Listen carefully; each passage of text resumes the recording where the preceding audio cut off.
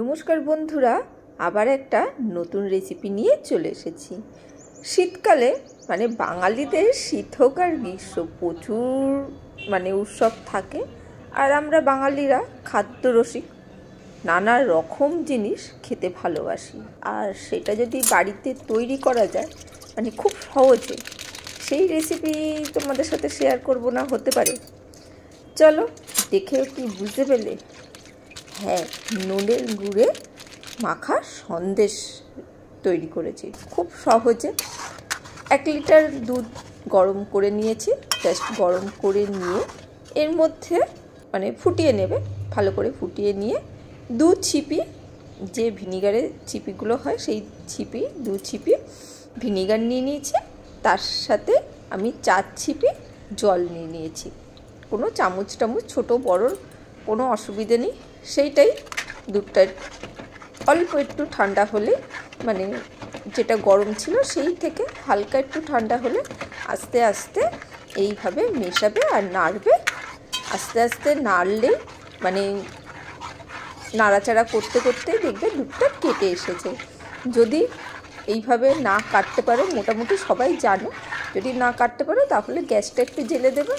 একটু গরম হলেও দুধটা ভালো করে কেটে বেরিয়ে আসে। অনেক সময় অনেকের অসুবিধে হয়, তাই সেই দুধটাকে অবশ্যই একটা সাদা কাপড়ে ছেঁকে নিতে হবে আর জল দিয়ে ভালো করে ধুয়ে নিতে হবে। 2 থেকে 3 বার জল দিয়ে, সাদা জল দিয়ে ধুয়ে নেবে।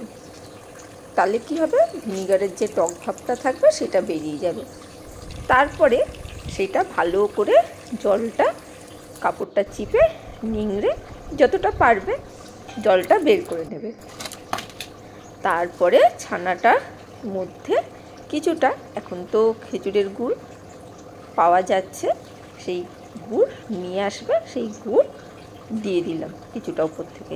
তারপরে আমি মাখবো। খুব মাখা সন্দেশ খুব বেশি মিষ্টি হয় না, সেই জন্যে অল্প করেই দিয়ে আগে মাখতে শুরু করলাম। ভালো করে চটকে চটকে মাখতে হবে। ওই 5 মিনিট ধরে আলু ভাতে যেমন মাখে মোটামুটি সেইভাবে চটকাচটকি করলেই হয়ে যাবে। ভালো করে মাখার পর মনে হচ্ছিল একটু মিষ্টিটা একটু লাগবে, একটু টেস্ট করে নিতে পারো, দারুণ লাগবে, কোনো অখাদ্য লাগবে না। সেই জন্য টেস্ট করে অল্প একটু মিশিয়ে নিতে পারো। আর যদি ঠিক থাকে সেইভাবে নিয়ে নেবে। দেখতেই পাচ্ছ, দেখো মাখা হয়ে গেছে, দেখো দেখতেই পাচ্ছ, প্লেন কিন্তু। আর যদি ছানাটা বেশি জল ঝরে যায়, শুকনো হয়ে যায়, তাহলে অল্প একটু এমনি দুধ, লিকুইড দুধ অ্যাড করে তোমরা কিন্তু মাখতে পারো। অনেক সময় অনেকে ছানাটাকে শুকিয়ে ফেলে, সেই জন্য বললাম।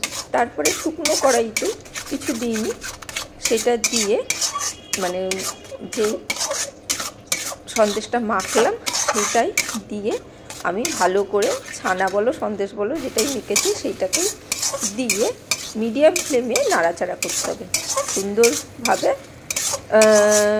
5 থেকে 10 মিনিট নাড়াচাড়া করবে, একদম মিডিয়াম ফ্লেম রেখে। দেখো নাড়াচাড়া করে দেখলেই বুঝতে পারবে সুন্দর একটা পাক ধরে আসছে। বেশি আবার অনেকক্ষণ ধরে নাড়াচাড়া করে একেবারে শুকিয়ে যাবে। এটা আমার রেডি হয়ে গেছে। এটা আমি গ্যাস বন্ধ করে ঠান্ডা করছিলাম, কড়ার মধ্যেই নাড়াচাড়া করে ঠান্ডা করছিলাম। তারপরে একটা পাত্রে, এমনি বাটিতে সার্ভ করতেই পারো, কিন্তু একটা পাত্রে একটু সেট করে নিলাম। তারপরে আমি অন্য বাটিতে দেবো। দারুণ হয়েছিল, মুখে দিলেই একদম মিলিয়ে যাচ্ছিল। বাটিসাপটা হোক, তারপরে দুধ পুলি হোক, এর মধ্যে কিন্তু মাখা সন্দেশ, এইরকম মাখা সন্দেশ দিলে কিন্তু দারুণ লাগবে।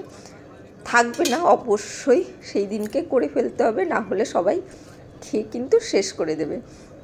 আর এখানে আমি কোনো ঘি বা ওই এলাচের গুঁড়ো দিইনি, কারণ গুড়ের একটা সুন্দর টেস্ট আছে সেই জন্যে।